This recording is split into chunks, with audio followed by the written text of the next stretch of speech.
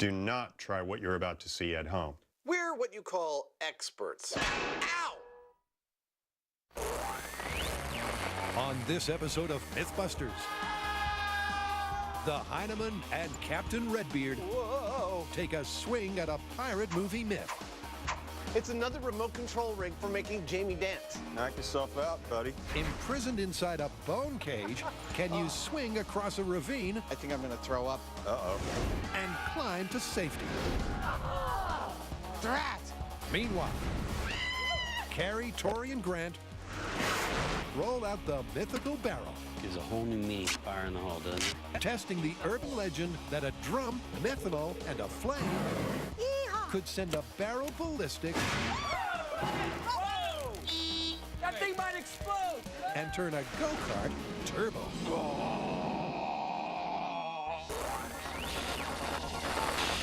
Who are the Mythbusters? Adam Savage I reject your reality and substitute my own. and Jamie Heineman. We're gonna have an adventure. Between them, more than 30 years of special effects experience. Together with Tori Belleci, Let's torch this thing! Grant Imahara, Save yourselves! and Carrie Byron. Best job ever! Yeah! They don't just tell the myths, they put them to the test.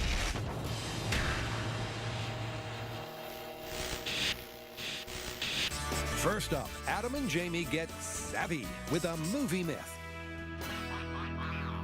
Great. Pirates again. Yes, pirates. What could be the matter with that? Well, what's the story? All right, the story we're doing this time comes from Pirates of the Caribbean 2. There's this sequence in which our heroes are imprisoned in a cage. It's sort of like a hamster ball made of bones that's hanging in a ravine. It's quite similar to this toy, released in conjunction with the film. At any rate, they start using their body weight to swing this bone cage over to the side of the cliff and catch onto it, holding onto the vines. Then they're able to climb the cliff using the vines and engineer their escape. That's what we've got to do. You're not going to be using that pirate voice the whole time, are you? I don't have to, but I like to. Some of the time at least. By rattling their cage, this band of buccaneers swings to the cliff. But do the filmic physics check out? Could you really create enough momentum to swing high and then peg-leg it up a precipice? So what's the plan? Well, everything about this story involves the bone cage, so I think we need to start there. And it's got to be pretty strong because in the movie it's holding up to 6 people, and I think we should plan for that. And it's got to be really light because we're going to have to haul it up a cliff. Exactly, and it should look like bones. I think we can achieve that. Let's go downstairs and build it. All right. Ultimately, the Mythbusters will be incarcerated inside a bone cage. Right, Xavier, I'm ready for testing. Whoa!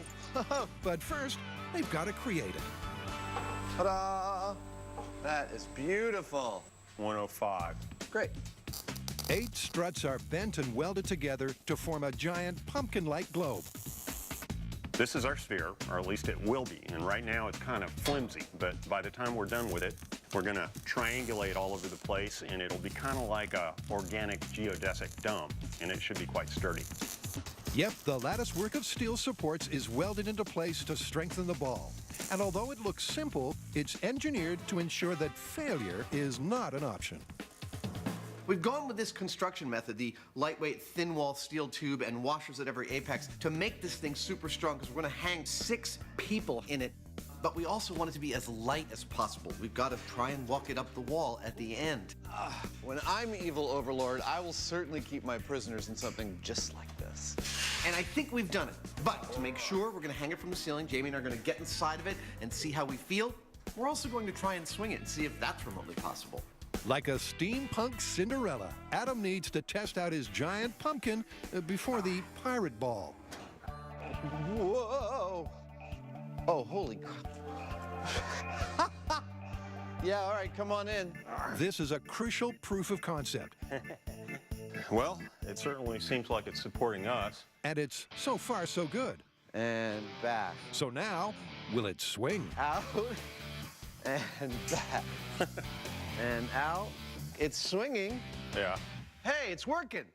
Surprisingly, getting the cage to move appears to be child's play. This is like my dream jungle gym when I was 10 years old. In. But will it be this easy when they take it full scale? This isn't bad. Well, Jamie and I have run our bone cage through enough paces where we're really confident in it from a mechanical and safety standpoint. Now the only question is, it doesn't quite look like a bone cage. So now we're going to do a little aestheticizing of it. Seems like we're spending a lot of time pulling tape off of rolls these days. And it's going to give us some padding so we're not beating our hands against the steel. And once the cage is padded, it's time to bone up. The skulls and crossbones give it that cinematic, cannibalistic feel. Yeah, man, that tells the story. Yeah. And before long, the cage is fit for a pirate. It's done. It's done. Can we get it out of here? Sure.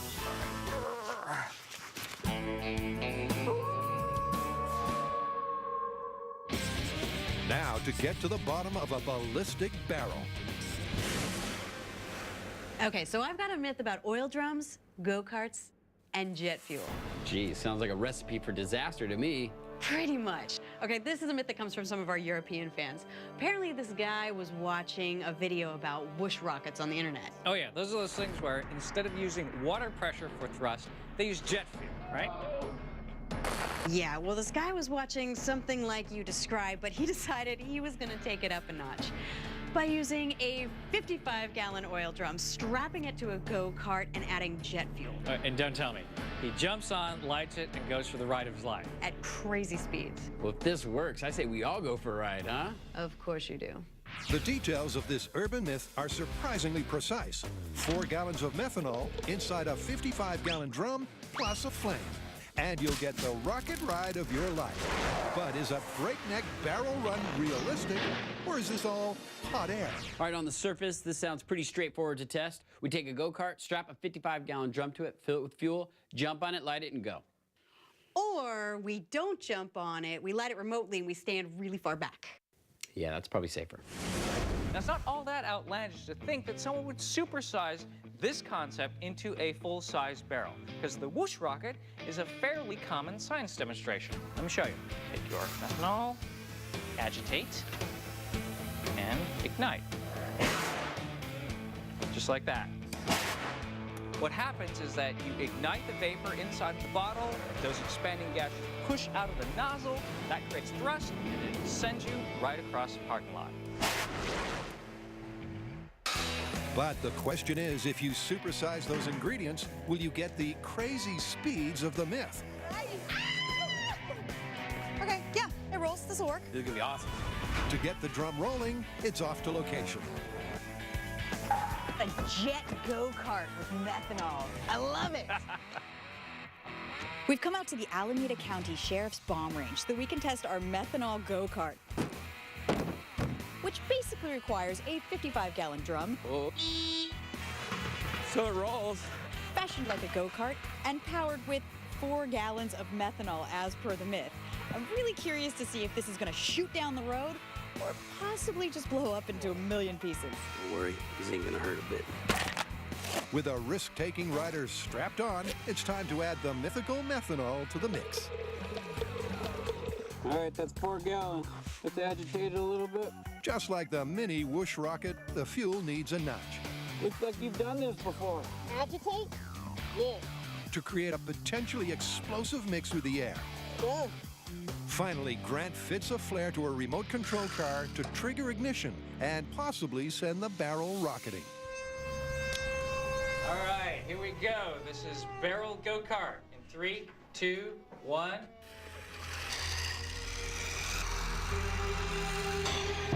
We have achieved the hole. The fire is in the hole. It doesn't look like it's going in the hole. Ignition.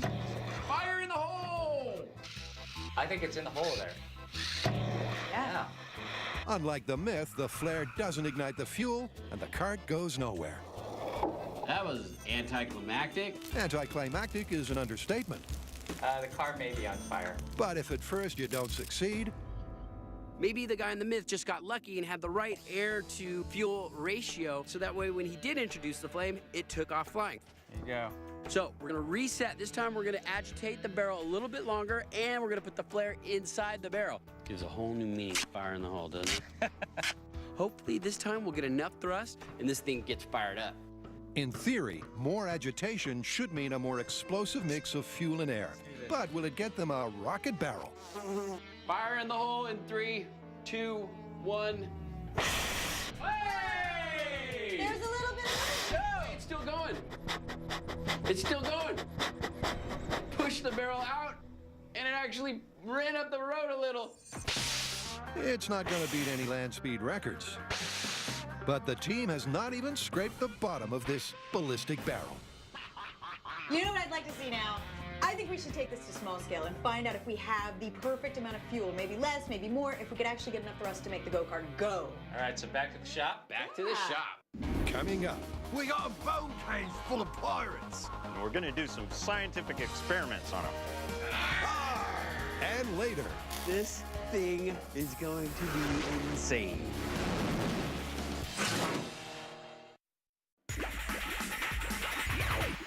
at the end of their rope, 6 scurvy dogs sway themselves to freedom. But is this daring filmic feat a swing and a myth? To find out, Adam and Jamie have picked their bones. So now to get them suspended. If we're going to test this ball of bones swing from Pirates of the Caribbean, we're going to need a big cliff. Found one! That ought to do. I'm standing in the fire training tower of the Santa Rosa Fire Department. This is a building they repeatedly set on fire and then put out. It's 75 feet tall, and it makes a perfect configurable cliff face for our swinging bone cage experiments. What's next? Well, this is about pirates, isn't it? Yeah? I don't see any pirate costume. Oh, ye of little faith. Give me a second. Right, Jamie, I'm ready for testing. What, no gold teeth? Ah, crap, I forgot about that part. Right, let's get in. Okay. Well, you want to try your swing thing like we did in the shop with just our legs dangling through? Yeah. All right. Ready? Yeah. Okay. So, Freshly imprisoned, the scurvy dogs try to strike up some momentum. this is without a doubt the strangest dance we've ever done. By moving back and forth, they should create enough push to get to the wall. Come on. Come on. But unlike their success in the shop, they're not budging. I have an idea. So they change tactics to the standing swing. Whoa. I almost lost me hat. That would have been ugly. Grab my arm like this.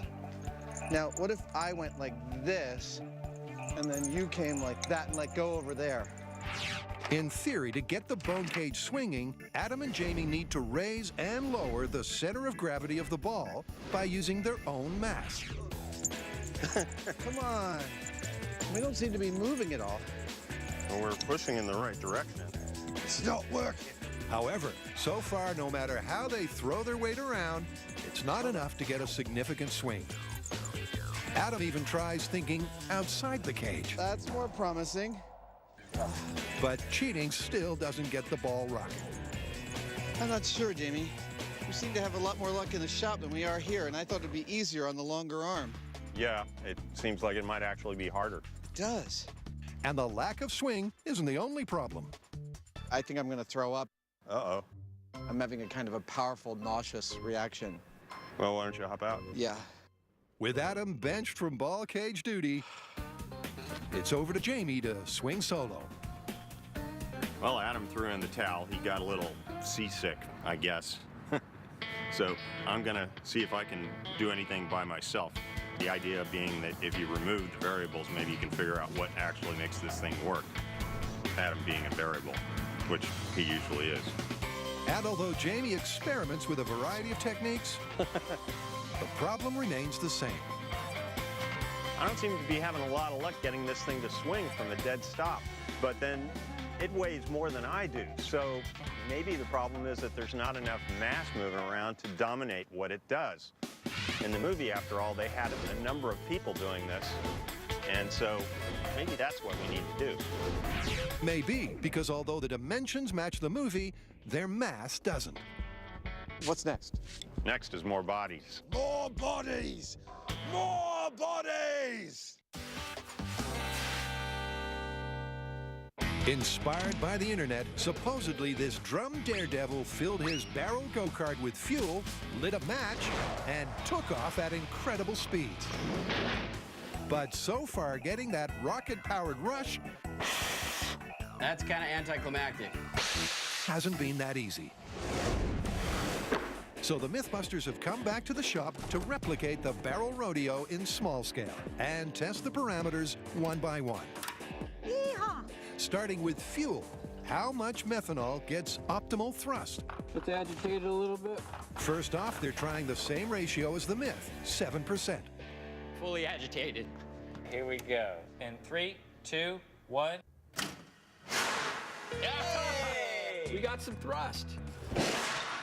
Just like the range test, 7% didn't send the cart far. But will having the fuel change that? All right, 3.5%. Here we go in 3, 2, 1. Ooh. We got about the same. I know. Not much difference. 3.5% gives them the same result, so they take the fuel ratio all the way down.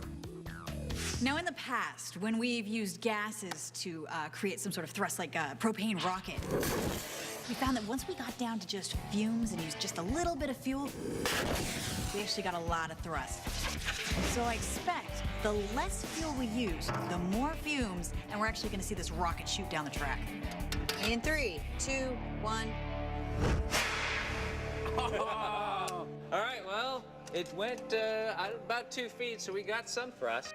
The good news is that less than 1% doubled the thrust. The bad news is that it was still more of a putter than a projectile. No matter what kind of air to fuel ratio we're coming up with, this thing is not rocketing like the Myth talks about. I don't really want to stop here. I want to see a rocket go-kart. I mean, can't we make some modifications? Let's try some stuff and see what happens. I like it. Yep, although the Myth clearly states that the barrel was unmodified, to give this rocket a fighting chance, it's time to bend the rules. And bend number 1 is to transform the liquid fuel into that flammable fuel vapor. We're gonna try a new technique of agitating the methanol using air. Now that's gonna do 2 things. It's gonna introduce more oxygen and it's gonna create more fumes. Hopefully that combination will give us more thrust. But that's not the only modification the guys have in mind. We're gonna add a nozzle. This should accelerate the escaping gases and give us more thrust. With a built-in agitator and thrust-focusing nozzle, will this mini barrel go ballistic? All right, here we go. Bubbling up at 5 psi. Oh, yeah! Hit it again! Yeah, that nozzle's great. It's a thrust in the right direction for the barrel. Yeah! The modifications triple the distance. The only problem is, after making it down the track in 3 blasts, it sets everything on fire.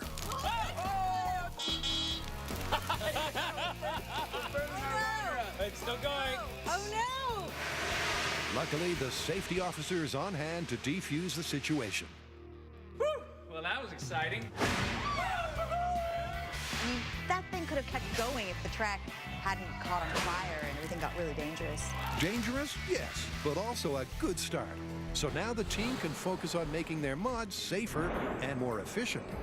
Now, my theory is that we're losing a lot of energy as the expanding gases have to turn this tight corner and then come out of the nozzle. So what I'm going to try is to make a funnel shape and relocate the bunghole to the center. That way the gases can expand smoothly, accelerate, and then come out the nozzle for even more thrust. And while Grant is working on a more efficient nozzle, Tori's injecting some oomph into the fuel injection. And this is what's gonna be going on inside the barrel. Now, originally we had the fuel in the bottom of the barrel and we pumped air through it, creating vapors. But I thought it would be kind of cool if we introduced the fuel through an auto body spray gun. That way we're getting air and we're atomizing the methanol, making it much easier to ignite. After optimizing the design, the barrel go-kart is rolled out once again. Okay, this is longer nozzle with aerated fuel and cone. Here we go in 3, 2, 1.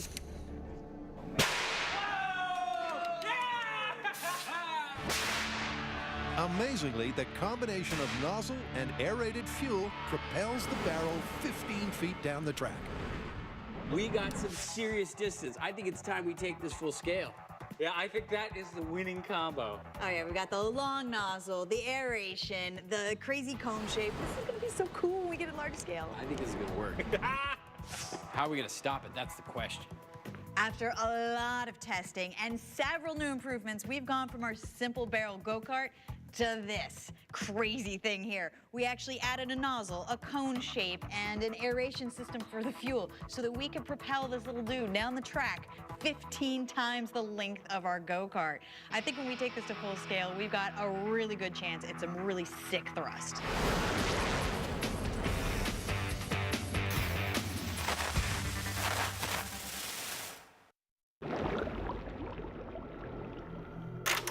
Swinging. It's so easy, even a dog can do it. Come on. But that's not the case for our scurvy dogs. I think I'm gonna throw up. Uh-oh. Which is why the Mythbusters have drafted some help into service. Well, we've assembled a new crew to escape from the bone cage. They've got over 53 years of circus experience among them. They're lithe, they're limber, they're scurvy dogs, and they're ready to help us get swinging. Earlier, Adam and Jamie were a few mates short of a 34-foot swing. Come on up and try it out for size. But now, with 4 trapeze professionals and 2 Mythbusters, they've got the 6-man crew of the film. The pirate posse start with the movie method. Go. You all right? Yep, I got knee pads. But that technique doesn't seem to have legs. You okay? Yep. All right. Ready? One more time. Let's go back. What up?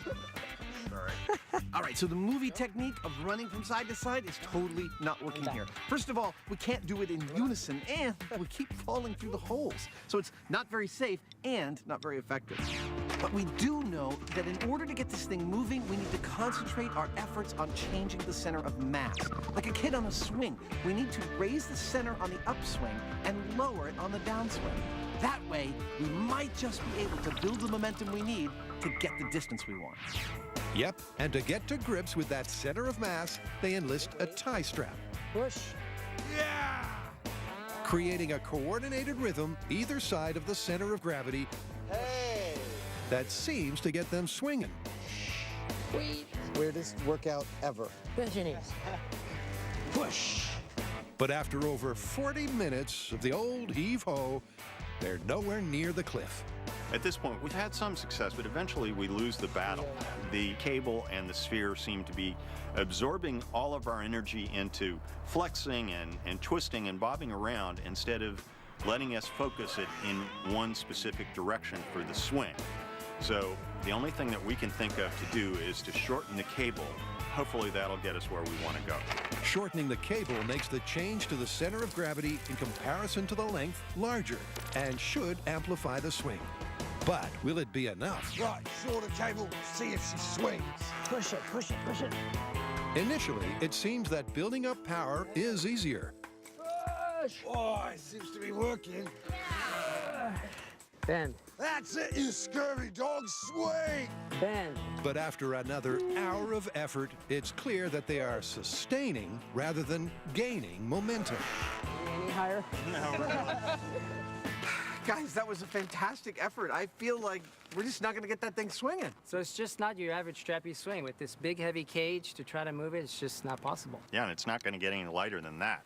No, if we can't make it work with these guys, we can't make it work. I think it's safe to say that swinging a bone cage with 6 people from inside, it's busted.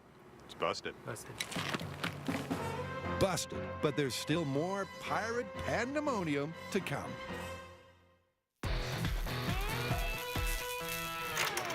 Everyone knows things are better when they're turbocharged.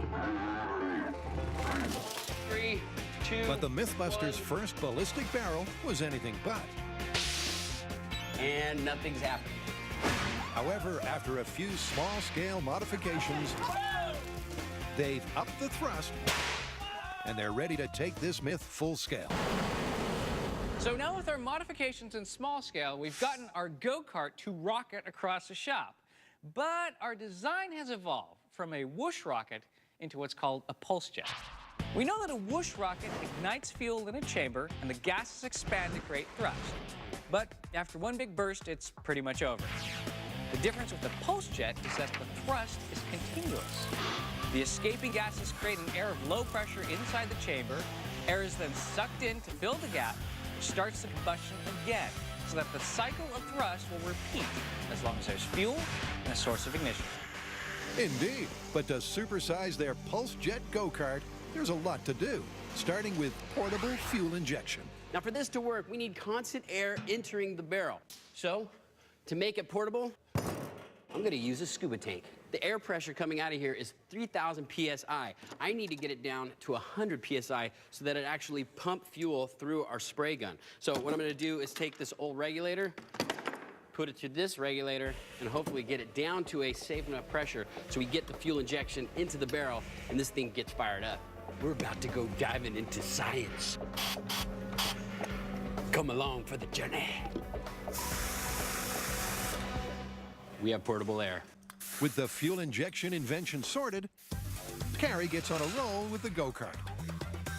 I'm designing the cart. Now I want this to roll really, really easily so that all the thrust can make it shoot down the runway. To do that, I'm going to use tires from a bicycle. I figure that has a low rolling resistance and it'll be a lot easier to just push it.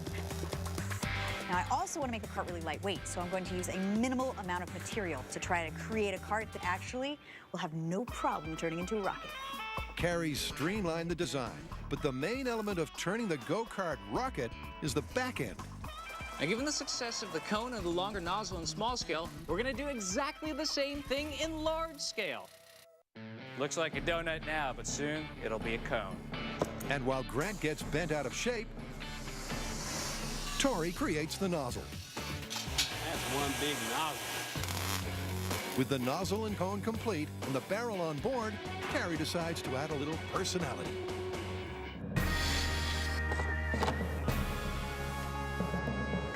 Demon dog. Drum roll, please. Meet the Rolling Drum Rocket, or the Mythbusters Pulse Jet Go-Kart. Oh my God, that is insanity. You know one thing we forgot? What? Brakes. Where we're going, we don't need brakes. Coming up on Mythbusters. Can you make a go-kart out of a barrel? You're not gonna wanna miss this.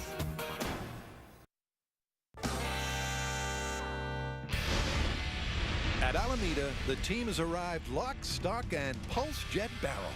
You know, after that first test, I really didn't think this had much promise, but after building this thing, I cannot wait to see what it does. Oh, come on, this is Mythbusters. You knew how this was gonna end. It's either gonna explode or it's gonna zoom down the runway. That's the plan, and the team is feeling optimistic. After going through our small-scale tests, coming up with modifications to give us more thrust, and then finally getting to this stage where we have this crazy vehicle, I think we have a very good chance of replicating the results today. Just like last time, the kart gets an uneasy rider. Those eyes are creeping me out. I'm gonna make them look less scary. Nice touch. Oh, that's perfect, because it wasn't weird enough. With the rider on board and the fuel fueled, All right, let's light them up. Tori takes care of their sophisticated ignition system, Run! lighting the blowtorch and running for it. Yeah! Here we go. In Fire 3, it. 2, 1. Yeah! Hey! We got some thrust! Look at that! Yeah! It's working! Do you think it'll just keep adding speed and adding speed? It's starting to pick up speed! Come on! Yeah! All right, it's not the fastest vehicle in the world, but it's working. That's not bad. It's getting it down the runway. The Pulse Jet is pulsing, but it's not the maximum thrust they'd hoped for. I don't know about you, but I have traded in my car for this. We are just not getting the thrust that we expected. If you look at the initial pulse, you'll see it's not like a wah, it's like a poof. Now, what we think is happening is that some things just don't scale up. This larger diameter nozzle and this cone, they're in scale with the small scale. But when we moved up to the bigger barrel, we didn't necessarily get a bigger explosion. And so we think some of that energy is being lost in this large diameter. It's allowing too much gas to escape. So what we need to do is go back to the shop, cut this off, and put a smaller diameter nozzle on it and see if that holds more gas in, and from that, we'll get more thrust. Well, the Mythbusters have the technology, and quick as a flash, Gorgeous. Bang! Just like that. they have rebuilt it.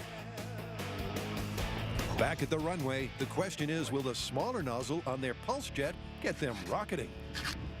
All right, fire in the hole. Here we go.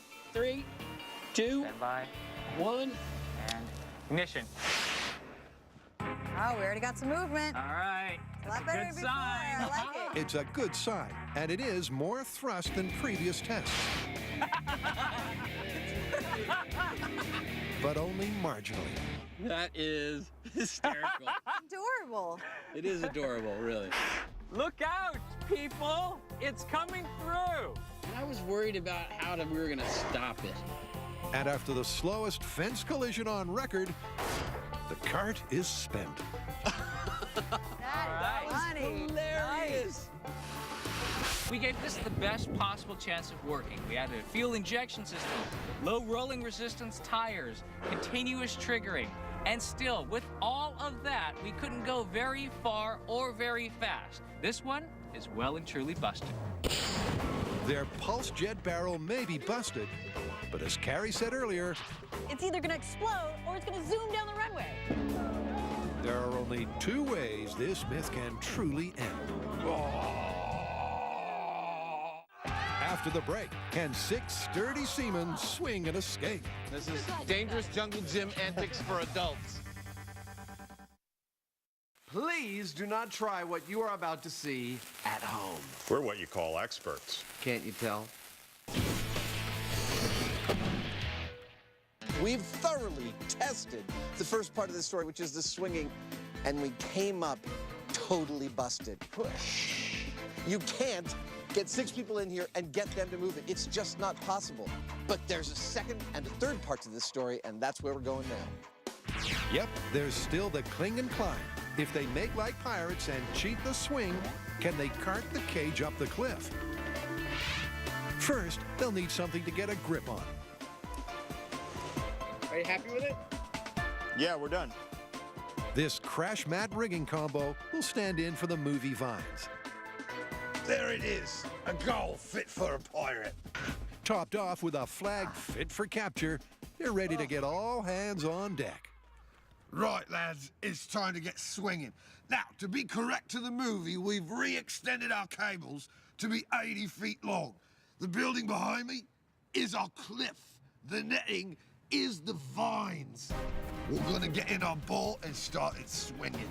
Inside the ball, it's still the same 6 savvy seamen. But more importantly, this time, they're getting a lift from some land-loving muscle. Holy crap. There we go. And 3, 2, 1, go.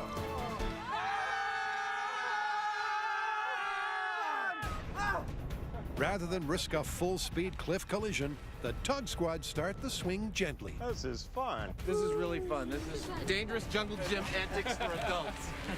All right, maggots, let's swing towards that wall. 3, 2, 1, go!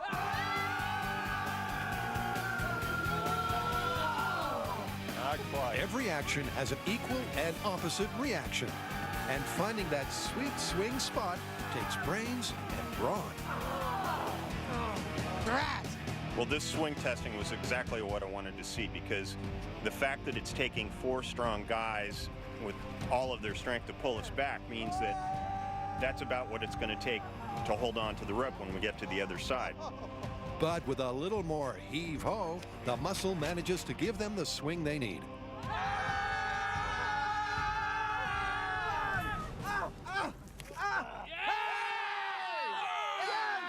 We grabbed on! Give yourself a round of applause. Wait, no, you can't. All right, let it go on the count of 3, 2, 1, let go! It's an aha moment. A round of applause for the pirates. To the crew's surprise, hanging on wasn't as difficult as expected. So we were successful at swinging up to the wall and holding on, and it requires quite a bit of strength, but at least we're not having to support our own weight and the weight of the ball. We're simply restricting ourselves from swinging back. When we start to have to climb the wall, that's when we're going to have to pull all this weight up, and that's going to be a different story. Personally, I don't think we're going to be able to do it. Well, now to put it all together. Right, crew, are you ready? They'll swing, they'll cling, and attempt to capture the flag. In 3, 2, 1, go! Whoa!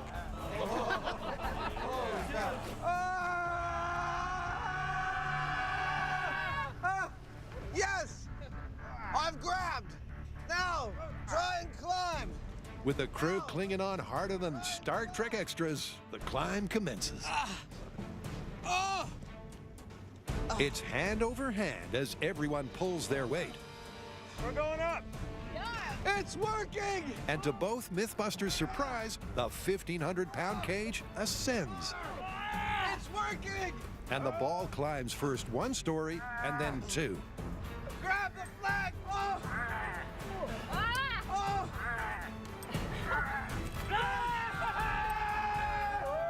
After climbing a vertical 12 feet, victory is theirs. In 3, 2, 1, let go! Oh! Wow! Nice work! How about that? We were totally able to climb. I love being wrong. Indeed, because you can't argue with that success. So I grabbed the vine I'm holding onto, which is a vertical rope, and I still am thinking at this point, there's no way in hell this is going to work. And then I start to be able to pull on some rope, and I notice everybody else is pulling too, and all of a sudden we're climbing 1 foot, 2 foot, 3 feet, and I look up, and the Jolly Roger here is within our grasp, and it was a success. And after all the efforts of their motley crew, where does that leave the myth? Swinging a bone cage under your own power from inside of it. Busted. Catching onto the vines to the side of the ravine once you've swung over to it. Plausible. And climbing out of that ravine once you've caught onto those vines. Surprisingly plausible. Who would have thought? Arr, arr. Next, does this noise mean make or break for the ballistic barrel?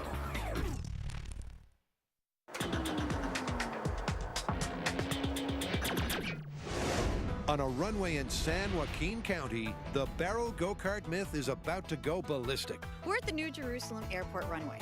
Why? Because we're Mythbusters, and we're not going to be satisfied with that 5-mile-an-hour run we saw with our barrel rocket, and that's being generous. We want to see something impressive. And that is where Bob Maddox comes in. Absolutely, because if Bob's propulsive prowess can make a push bike jet-propelled, imagine what he can do with a barrel. This thing is going to be insane. Now, Bob is one of the few people in the world with the job title Professional Pulse Jet Builder. He's been designing and building these jets for over 20 years. He's taken our barrel rocket design and highly modified it. It may look the same on the outside, but inside, it's completely different. And it's gonna be totally badass. But just what exactly are these badass modifications? Now, tell us what some of the differences are between ours and yours. Well, the difference is mostly is we have a one-way reed valve up here in the front. When the explosion goes off, it makes all the gases go out the tail and won't go out the front. The one-way valve focuses the thrust more efficiently, but the major change is that this pulse jet pulses at heart-stopping speed. And that happens 70 or 80 times a second inside of this one, where yours was only once every 4 or 5 seconds or whatever. Let's see if yours will match our whopping 5-mile-an-hour speed. Bob's about to fire up the barrel rocket car for the first time. Now it's going to be tethered. We're going to turn it on just to make sure everything's working. All right, Bob, fire it up. All right, let's see if we can tear up this runway. It's an important tethered systems check.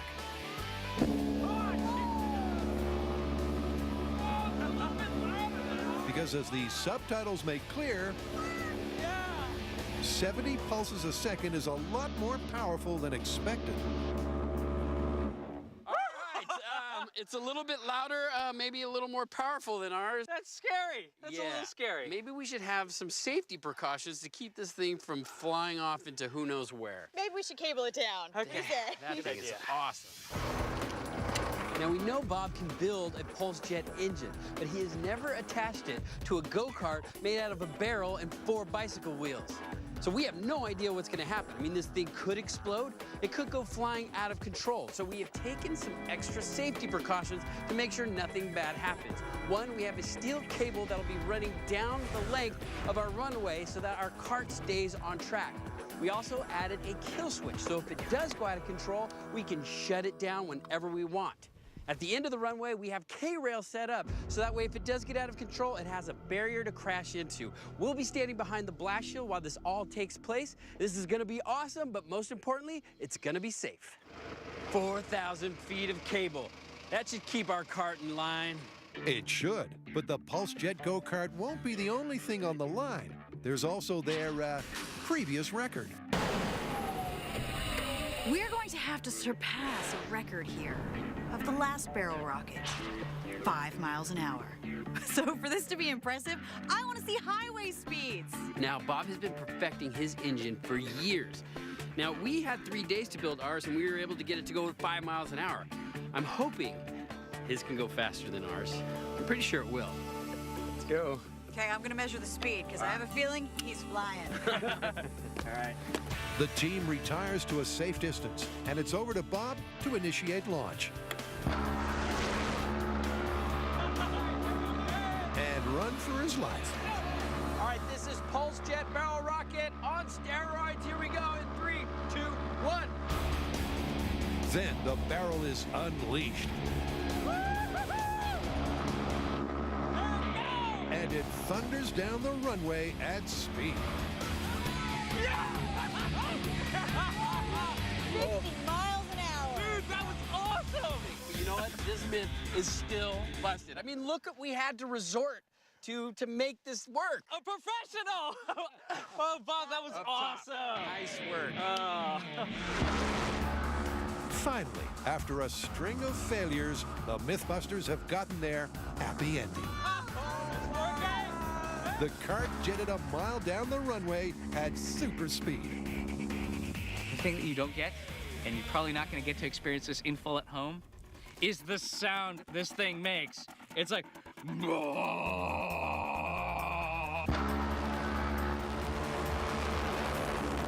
Finally, we got it to work. We got our barrel jet to go down the runway at 50 miles an hour.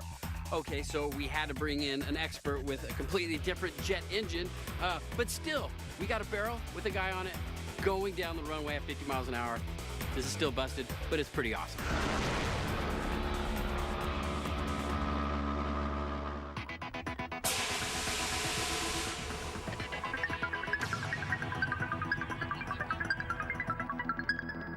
Want to know why we did what we did and why we didn't do what we didn't? Go to discovery.com/Mythbusters After Show and check it out.